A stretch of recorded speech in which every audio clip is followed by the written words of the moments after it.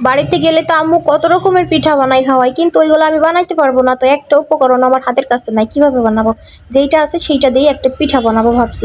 মসুরের ডাল, আলু, গাজর, কাঁচামরিচ, লবণ, হলুদ দিয়ে এটা আগে সিদ্ধ দিয়ে দিব। এই পিঠাটা আমার খুব ভালো লাগছিল, আম্মু বানাইছিল। এই যে সিদ্ধ হয়ে গেছে, একদম শুকাই ফেলতে হবে। কড়াইয়ে তেল দিয়ে দিব পেঁয়াজ, দারচিনি, এলাচ, জিরা বাটা, রসুন বাটা। আচ্ছা, ভিডিওর নয়েজগুলো কিভাবে দূর করতে হয় আমি না পারি না। এবার দিয়ে দিলাম একটু মশলা কষানোর জন্য পানি। এবার এটা দিয়ে দিব, তারপর দেব ধনে পাতা। কোনো পানি টানি থাকবে না, কিন্তু একদম শুকাই ফেলতে হবে।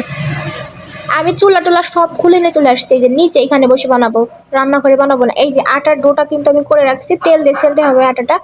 এই যে এরকম রুটির মতো করে নেই, এই যে ভিতরে এটা দিয়ে চাপ মেরে দিলে এই যে হয়ে গেল।